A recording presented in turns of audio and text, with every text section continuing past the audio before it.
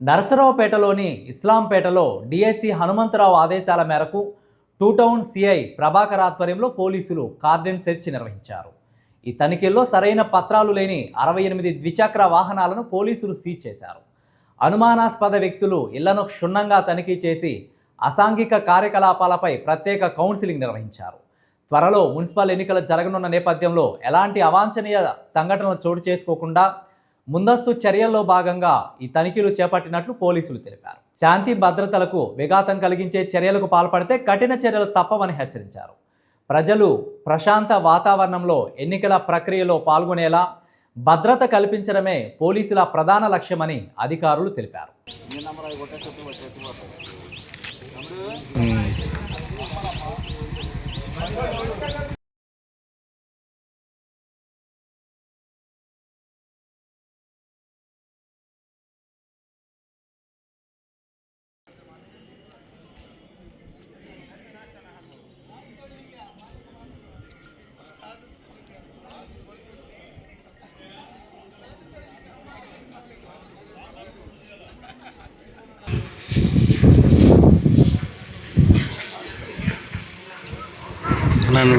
మన Narsapeta sub division పరిధిలో two town PS లిమిట్స్లో నర్సాపేట టౌన్లో ఈ ఇస్లాంపేటలో సుమారు 100 మంది పోలీసులతోటి కార్డన్ సెర్చ్ ఆపరేషన్ చేయడం జరిగింది. ఆఫీసర్స్ మెన్నంతా కలిపి ఇల్లు కూడా క్షుణ్ణంగా తనిఖీ చేయడం జరిగింది. ఈ ఏరియా పెట్టడంలో ముఖ్య ఉద్దేశం ఏంటంటే ఇక్కడే రౌడీ షీటర్స్ కానీ సాయంత్రానికి ఏదో ఒక ఇష్యూస్ కానీ బాగా వస్తూ ఉంటాయి.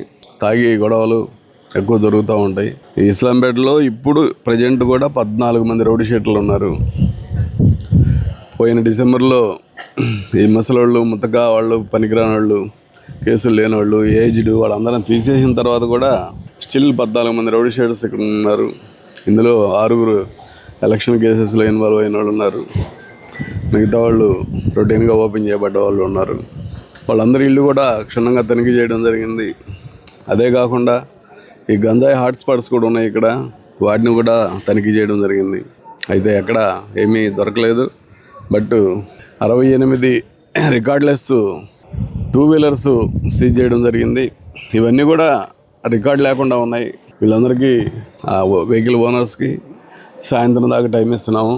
సాయంత్రం లోపు రికార్డు కనుక ఎక్కడైనా ఇంట్లో కానీ ఎక్కడైనా వేరే దగ్గర ఉంటే కూడా తీసుకొచ్చి ఫైనాన్స్లో ఉన్నా సరే తీసుకొచ్చి చూపించగలిగితే ఆ వెహికల్ రిలీజ్ చేస్తారు. లేకపోతే టూ టౌన్ పరిధిలో కేసు పెట్టేసి మొత్తం కూడా సీజ్ చేసి కోర్టుకు పెట్టడం జరుగుతుంది. ఇకపోతే ఈ పబ్లిక్ అందరికీ మీ ద్వారా అప్పీల్ ఏంటంటే గంజాయి విషయంలో చాలా జాగ్రత్తగా ఉండాలి. గంజాయి ఇస్లాంపేట నుంచి అక్కడక్కడ వాడుతూ ఉన్నారు, వాడేవాళ్ళు ఉన్నారు. వాళ్ళ ఇన్ఫర్మేషన్ ఇవ్వాల్సిన బాధ్యత మీ మీద ఉంది. ఆ ఇన్ఫర్మేషను ఎస్ఐ గారికి సిఏ గారికి ఇవ్వండి. ఒకవేళ వాళ్ళ ఫోన్లు అందుబాటులో లేకపోతే మీకు రెడీగా 112 నంబర్ ఉంటుంది. ఆ నంబర్కి ఖచ్చితంగా కాల్ చేయండి. మీ ఫోన్ నుంచి మీ ఇంట్లో నుంచి ఎవరూ తెలియకుండా మీరు కాల్ చేస్తే మీ ఐడెంటిటీ కూడా అడగము. వెంటనే పోలీసు 15 నిమిషాల్లో వచ్చేస్తారు. ఇస్లాంపేటకి 10 నిమిషాల్లో వచ్చేస్తారు. ఈ కాల్స్ కోసం సపరేట్గా టీం ఒకటి తిరుగుతూ ఉంటుంది పగలు రైతుని.